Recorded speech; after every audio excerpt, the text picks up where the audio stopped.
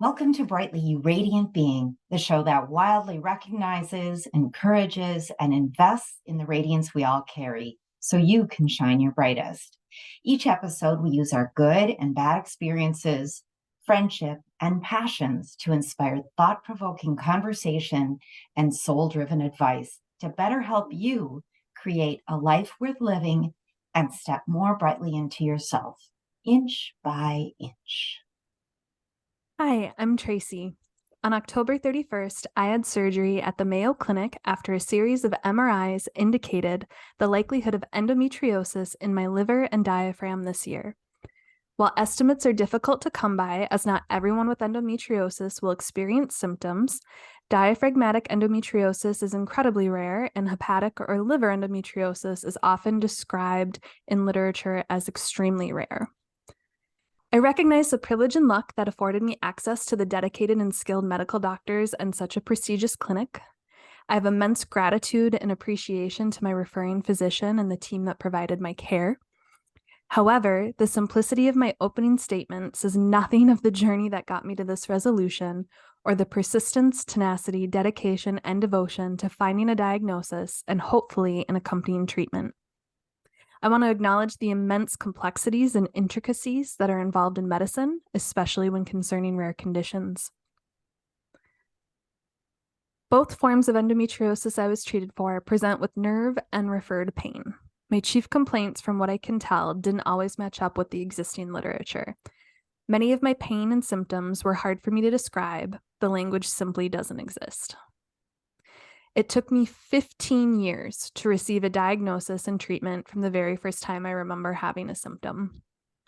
In 2021, I was told we've reached the end of our diagnostic journey.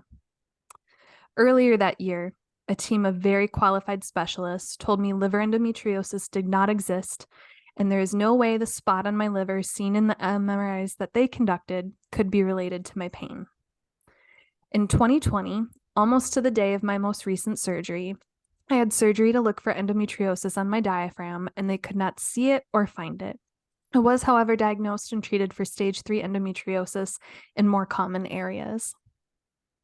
5 years prior to that, despite deeply resonating for the first time in 10 years with online descriptions of pain and symptoms, I was told diaphragmatic endometriosis was not a thing, and that even if it was a thing, there was no way to diagnose or treat. And over 10 years ago, I was given an internal pelvic ultrasound and told I did not have pelvic endometriosis. In between each and every milestone shared is a list of specialty referrals, doctor visits, lab draws, imagings, and declarations of health. And in between each disappointment, I went through every holistic provider that might provide an ounce of relief, no matter how out there it seemed. From massage, acupuncture, and chiropractic services, to bodywork, Reiki energy healing, medical shamans, and psychics. Every single interaction, I was faced with convincing a stranger that my seemingly abled body with stellar blood test results was experiencing an unbearable and debilitating amount of pain, which with symptoms I could not explain in a way that matched medical knowledge or avoided condescension. Each appointment became a test to how well I could present myself to be seen as pleasant, rational, logical, educated, and an adult to be taken seriously. How succinctly, yet descriptively, could I outline my history? Will this physician connect with me if I'm more informal, or are they all business type? What questions should I be prepared to answer? How much info is too much info? What needs to be documented? Did this one document something that could be detrimental to receiving future referrals or care? Did preferring this avenue prevent me from being able to pursue others? Each appointment coming with its own blend of hope, disappointment, and the frustration of not knowing where to go next or how to proceed. In the first 5 years, I experienced a confusing blend of symptoms that left me exhausted, perpetually in pain, and stress on how to earn an income, live a life, and afford medical care. I wasn't acting as myself, I didn't feel like myself, I couldn't concentrate, and I struggled to fulfill commitments, and I felt like a failure. 10 years ago, I started to pursue care that helped me align holistic treatments like acupuncture, chiropractic services, energy work, massage, meditation, and mental health therapies with diet, supplements, exercise, spirituality, and mindset training. It was there then that things became more bearable and a pattern began to emerge. No longer was I suffering all the time. Now it was every 28 days like clockwork, with the same 3 to 7 days of excruciating pain that unfolded the same way every time. It was that pattern recognition that helped me forge a path ahead, one that helped me target and inform better referrals and more structured care. But throughout all that, I was responsible for my care, not as in just an adult out and about in the world, but the person ensuring I was medically cared for finding and connecting with people with different knowledge and skills than I had, for advocating that something was wrong, that temporary solutions weren't solutions, and that there is no normal amount of pain. That just because you don't know what's wrong with me doesn't mean something isn't wrong. And for ensuring that while I am no medical expert, I am the expert in me, and I will be heard. Thank you for sharing that, Tracy. I think that anyone who's listening to this has to be astounded at the amount of fortitude you had to keep going and to keep advocating for yourself. I think that for many people, for me, it's always been easier to advocate for someone else, my child, my husband, my sister, whatever, particularly child. I could do that. Advocating for ourselves is a completely different beast, especially, I think, when you are in a situation where people are continuously saying to you, you're wrong. This isn't what it is. So I'm wondering what it was. And I know you said, yes, you had, this dedication and perseverance, but how did you have that? I think I got lucky that somehow it's innately in me for one reason or another. Okay. And while you were talking, I was reminded of this time I went to graduate school for counseling psychology once. And so as you can imagine, it's a bunch of counselors teaching a bunch of future counselors, and we're all very heart-centered, emotional, connected people for the most part. And so at the end of one of our semesters, a professor had us all sit in a circle, and he had like a ball of yarn or something. And we all had to, if we thought of something, we took the yarn and we passed it to someone who had to like pinch it in place there or whatnot. And we said like a warm fuzzy, like something nice about them. And then at the end of it, you clip the yarn and then you have like this physical little poof everybody has of all their little warm fuzzies that they were given. And the professor ended the session that was directed, all the warm fuzzies at me, by saying that you operate in the world as if you don't have a choice. You just do, right? That you only do good, you only do that, right? Like you have this is the and he's like, but you have a choice. And that was around the time that all this medical stuff was starting, and I was super confused. And so I wonder, and I mean, I'm sure it gets me in trouble sometimes, or I don't ask for help as much as I should. But I think that's also like self-advocacy is also a skill. And I definitely, in between that 15 years, I had off years where I was like, yep, it's all in my head. I'm perfectly fine and healthy. Time to soldier through. Like, I did indoor triathlons and ran 5Ks and bullied myself on like, why aren't you doing better in life? I was very unnecessarily mean to myself during those times. But I knew if I was ever going to have a resolution, nobody could fight for it but me, right? Like I could assemble a team. Like I'm very thankful for my friends, and the ones I've opened up to, and they've all been supported. And my most recent medical team that got me here. But I just got to a point where I was tired of feeling, and this is self-advocacy across the board. But in my case, in the medical realm, I had a particularly frustrating 6 months where I would get a referral and I'd go and I would meet with them, and both the nurse and the physician would have all this empathy, and just like tears in their eyes hearing about this. And then they'd run a bunch of labs, even if they'd been run before, they run their own. And then they come back and it's surprise, you're healthy.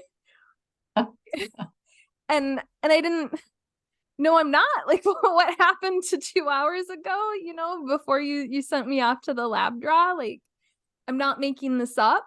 And so I just reached this point, and I'm sure it was a particular blend of words by a particular type of person delivering them, where they made it seem like because they couldn't find anything wrong with me, that nothing was wrong with me, that they I that remember that. Yeah. that no, this was probably 10 years ago.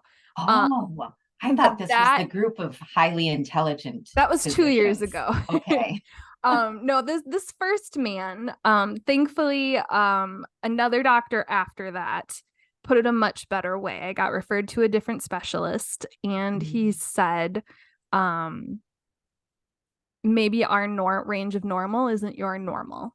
And I want you to come back here the next time you have a flare up or the next time XYZ happens. Um, and by the time it got really bad again, he didn't work there anymore. So that was disappointing. But I had enough. It was kind of split down the middle between people, a lot of people in medicine like to solve puzzles, right? Like they're really smart, intelligent, and they want to solve the puzzle. They want to figure it out. And my puzzle didn't have an image on the box. It didn't have an image on the puzzle. Um, and so I appreciated the people who, just because they couldn't figure it out, were able to stand up and say, like, that's how I got to the Mayo. Is my referring physician, she had actually told me and kind of like gently nudged me in another direction. But she had been the most receptive all along. And so for me, as much as I've been lamenting the second back surgery that I had in January, had that not happened, I don't think I would have pushed for this referral. I met insurance minimums and decided, well, this is a year where we do the referral game again and we see what we can find out. We've already paid a bunch of money to them. Let's go. And so I went back to her and I said, look, like, this is what happened 2 years ago. This is what happened after that. And that's not good enough. And she just sat back and goes, the Mayo's just down the road. Has anybody referred you? And I said, no. And she wrote up an amazing referral, and the Mayo Yeah. responded quickly. But it took her just taking a second, instead of being like, sorry, I can't help you, and then me trying to figure out what's next. She said, you know what? This is bigger than me. And we got a great clinic down the road. Do you want to try that? And I was like, I don't know why I've never asked to go to that great clinic I'm aware of down the road.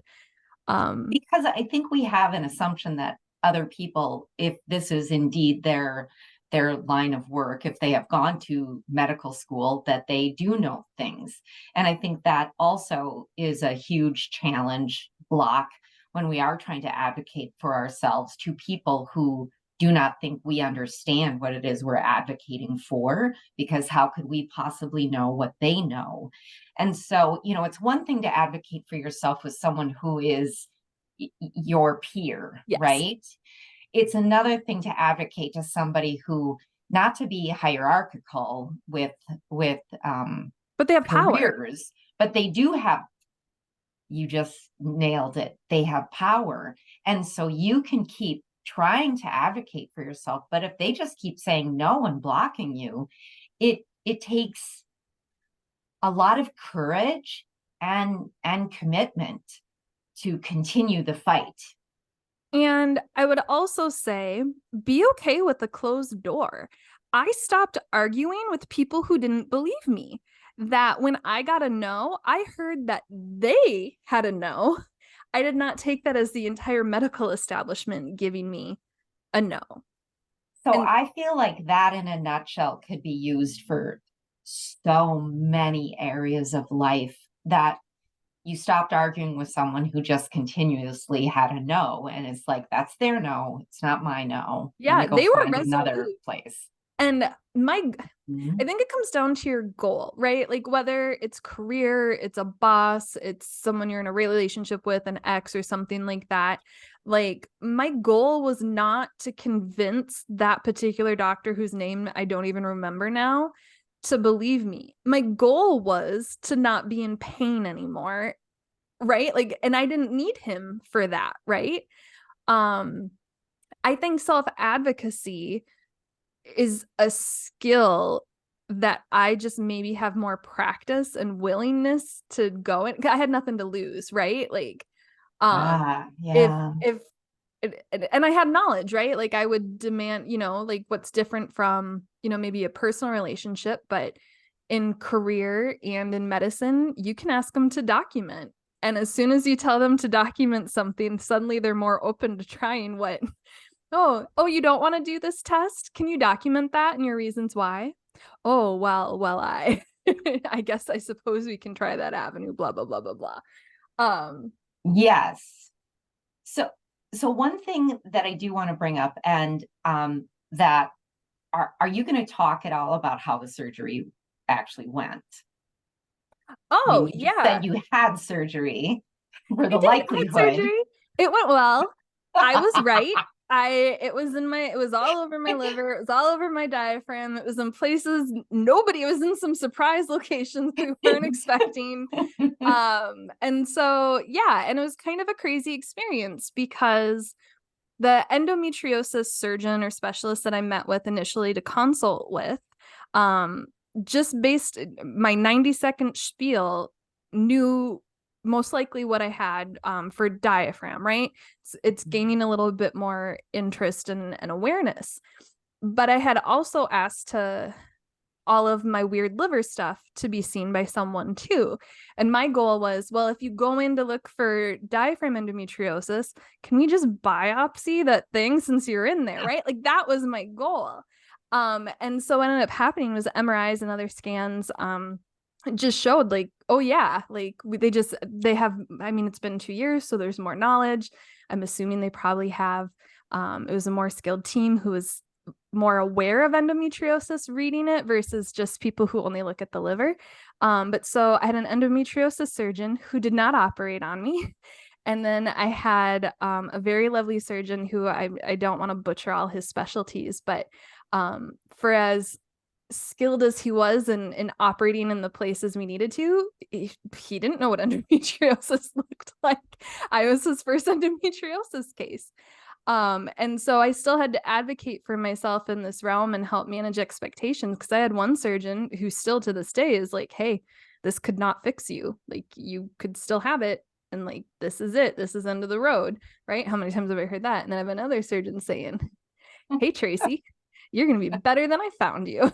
You're going to be so great after this. I'm going to fix things you didn't realize were wrong. But this wasn't meant to be like an endometriosis or a surgery thing, but I still want people to know that yeah, that you were right all along. thank you. And That's that is the main point that we are putting across with this show, that Tracy was right. No, just kidding. but it was. Uh, Yeah. so I just, when it comes to self advocacy, like I have a friend who, in certain areas of her life, she like, what would Tracy do? Because like she'll vent to me and I'll coach her and I'll like give her ideas for how to advocate for herself or how to like stand up in these situations that what you are asking for is not too much. You can absolutely have boundaries, you can have limits, you get to set all this. There's nothing wrong. What's wrong is the other person's reaction. Because they're asking a yes or no question and you're saying no, and then they didn't like that. Right. Like and so now it's changed from like, oh, Tracy, like, am I wrong? And like screen caps of text messages and things like that to instead, now that Tracy, you'd be so proud. Here's what I did. Right. And like she's already done it. And it's just the most basic thing. It's just saying no.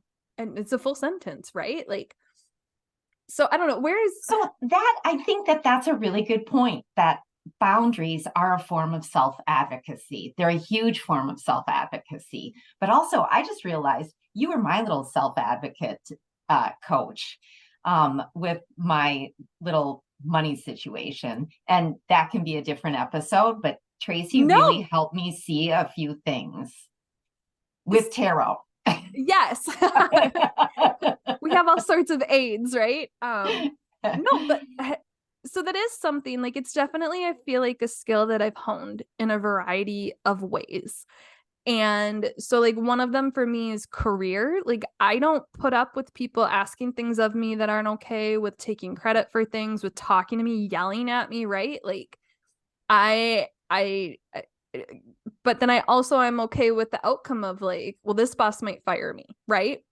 Like, I'll cross that bridge when and if that Yeah, comes. But in this moment, yeah. so sorry, could you repeat that in a regular tone? Like, you're you seem a bit emotional.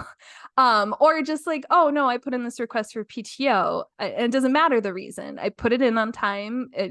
You approved it. Your inability to find coverage, I empathize with you, but I really do need that. Like, I've already booked a flight, right?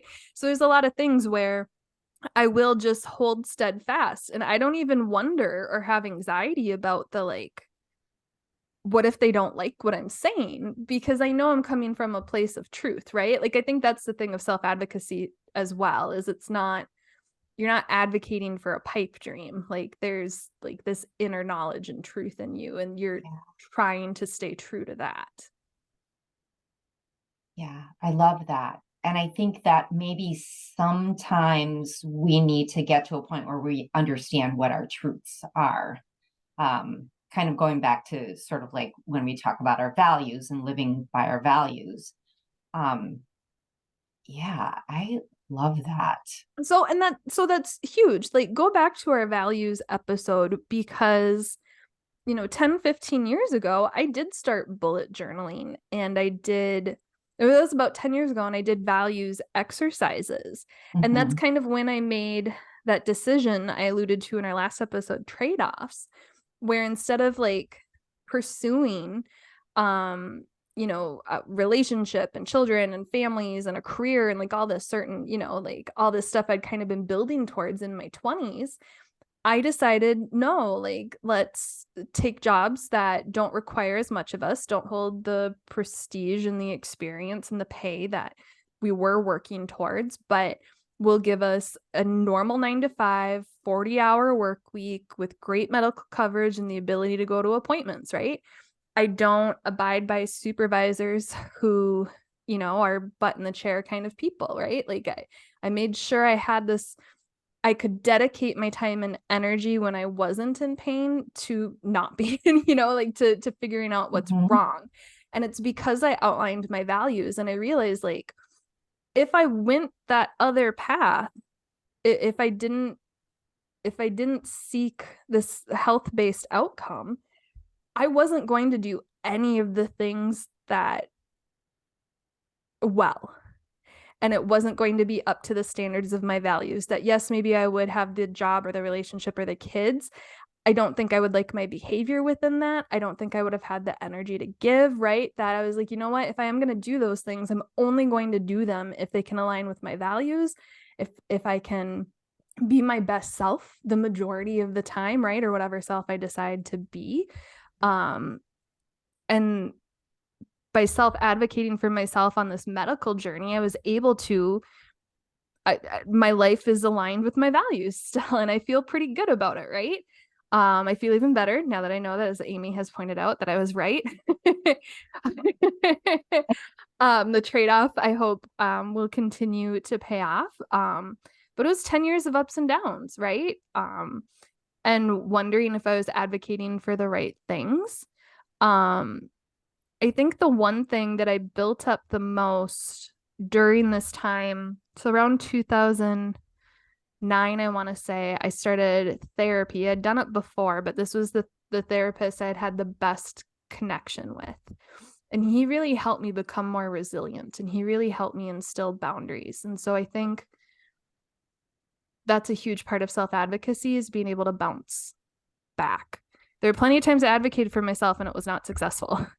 Right. Oh, right. A super important point, that it does, just because you advocate for yourself doesn't mean that you're going to get the outcome that you had wanted to get in that circumstance. I mean, we heard about all the times you didn't get the outcome that you were advocating for. So, yeah. And I think in those moments, like, I think a part of self-advocacy is remembering you're still not doing it alone, right? Like, I was leading the charge. I was the general of this fight. I think it's often, especially in terms of medical stuff, to like defer to the person in power, the person in medicine, and things like that. And I decided I was going to lead it. But I mean, you have heard, right, to the point where you think you know which story and which doctor I'm talking about. You've experienced some of this. And I went the first 10 years of this not really talking about it, not saying anything. And I gotta say, I think the past 5 years, and they were the most influential in all this, is when I started talking to people about it, and when I started like allowing myself that release. It had kind of stayed with like my holistic practitioners, but people I was paying, right?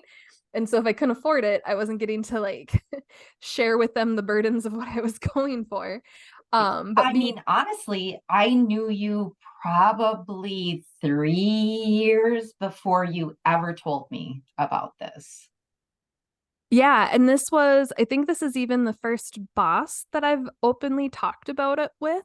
I've been lucky that the majority, I mean, I've lost jobs over this, to the point where like some people just can't handle the random days off, or I would treat deadlines that don't have to be firm as flexible, right? Like I'd communicate with my bosses and things like that, but things would get moved, or I'd say, hey, sorry, this isn't going to be Friday, it's going to be Monday. And I get talked to about, over promising and under delivering. And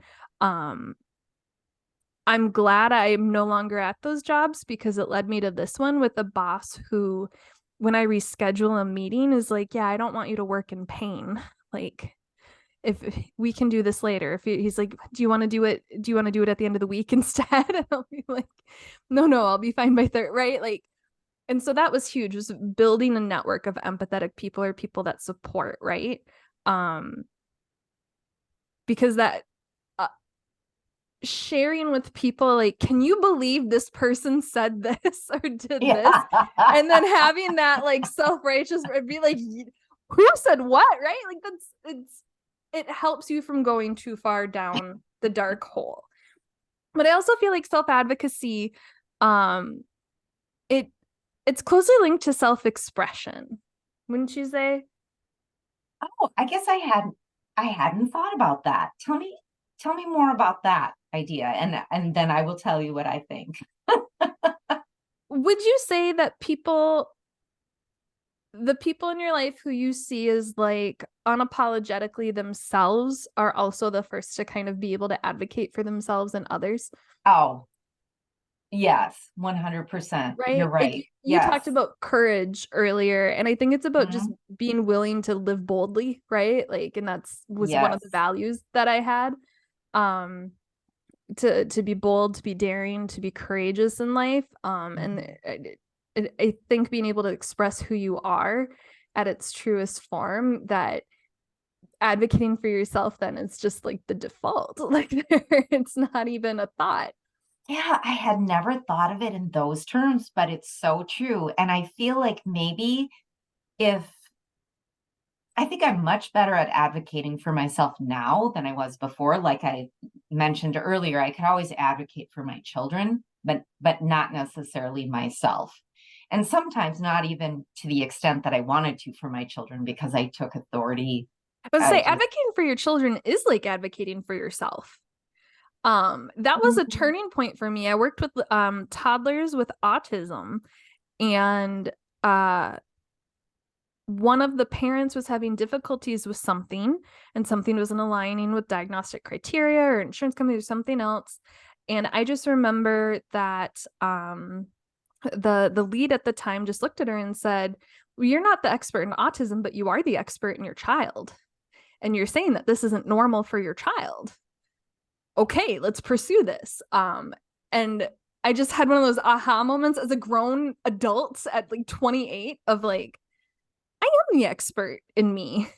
and this isn't normal. And everybody keeps telling me it's just aging or it's normal or you're fine.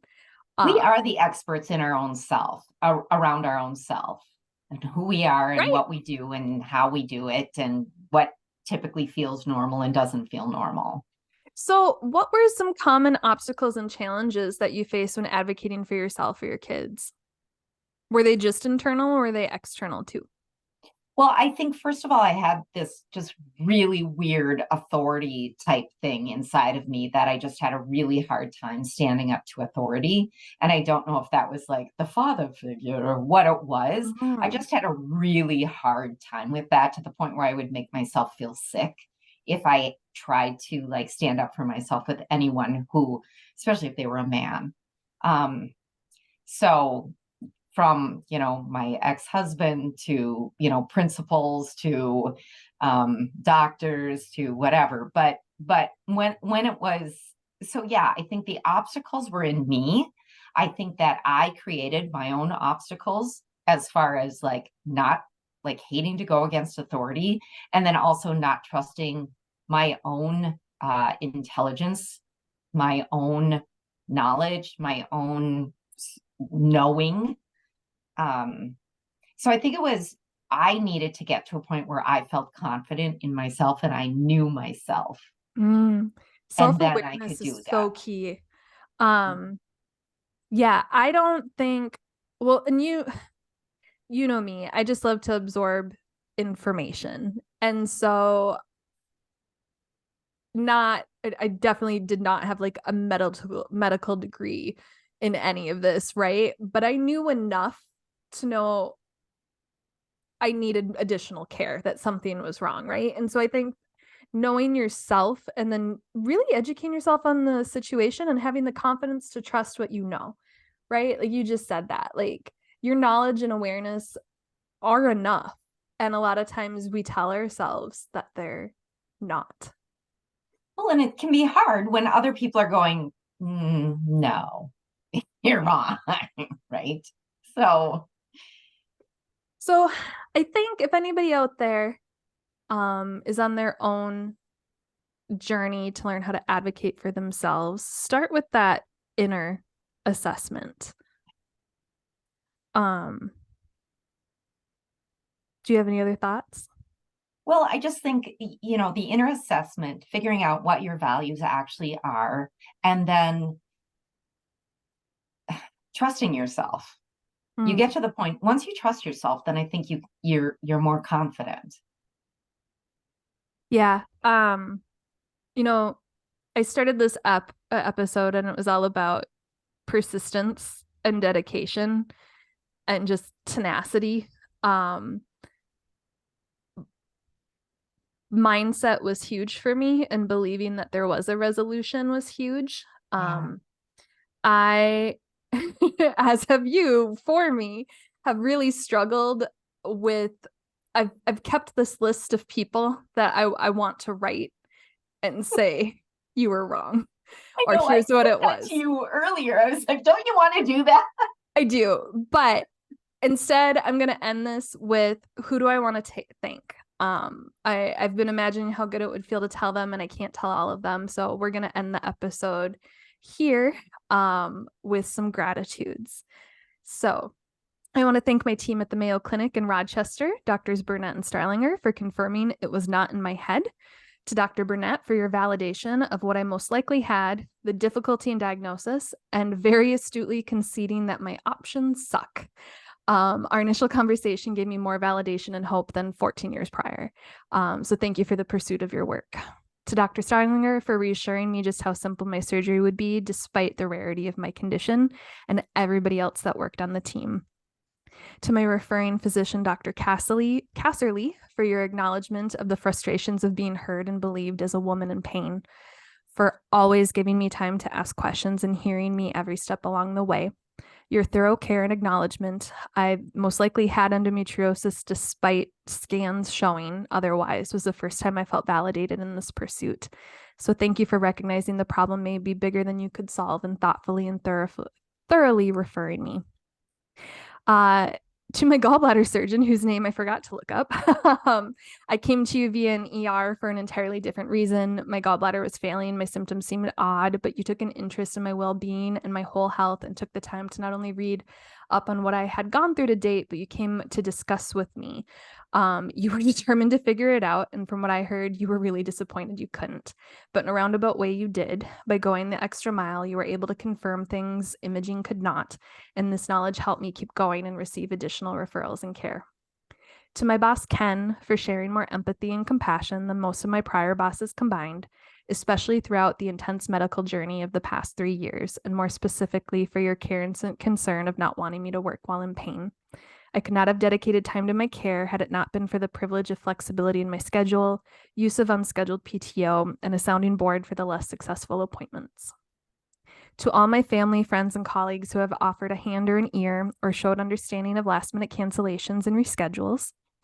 To my colleagues at Hennepin County who graciously donated their PTO so that I wouldn't have to worry how my care would affect my livelihood. Your generosity fills me with an overwhelming sense of warmth, appreciation, and deep humility. To my employer, Hennepin County, for their dedication to providing employees with a total rewards benefit package that allowed me to pursue an avenue of treatment that many don't have access to. To my friends Rosie, Amy, and Mark for allowing me to release 14 years of not talking about this to 1 year of only talking about this. For offering a listening ear, rides to appointments, shoveling of sidewalks, pet sitting, and more. Your support has been immeasurable. To my parents, Russ and Diana, for being my emergency contact well into my 30s, my ride to and from surgeries, and monitoring me post-anesthesia no matter how many times I think I'm fine alone. Thank you for being there. To my big sister, Mandy, for being a surrogate mother and sounding board, and for making time to help me manage my household while managing your own. To Dr. Dan of Complete Chiropractic in St. Paul, acupuncturist Greta Jeffries, massage therapist and healer Darcy Dion, and Nancy Saslow of Body Mind Synthesis in Wayzata. I cannot even begin to describe how integral you were to not only me getting to diagnosis, but making it through at all. Where medical professionals were unable to dedicate the time past brief appointments, the compassion, care, attention, and skill you provided in our sessions gave me not only a beacon of light, not just a moment of respite, but most importantly, a space to be heard and believed. Thank you for making yourselves available and trying everything you could to help. And most importantly, thank you to an old boss of mine, Andy Nemi. When this first started and I was met with failed referral after failed referral and nothing but questions with an unknown future ahead, you openly discussed your own multi-year self-advocacy journey with me. I could tell in our conversation that you believed what I was going through because we had a shared experience. Thank you for your vulnerability. Thank you for sharing your story with me. Thank you for encouraging me. Your words became the mantra that saw me through. I may not have ended up where I thought I would be in life because of this, but I wouldn't be where I am without you. Had you not told me to keep going, to hold out, that it just takes finding that one doctor, that one person who knows exactly what you have, I would have stopped at the first physician telling me I was fine. I would have allowed my case to be closed. I would have led a life of silent suffering. Because of you, I did not suffer alone. I had hope. So I share these words and my story today in the hope that it helps another keep going the way you helped me. Thank you, Tracy. And with that, we hope you have a bright and beautiful day.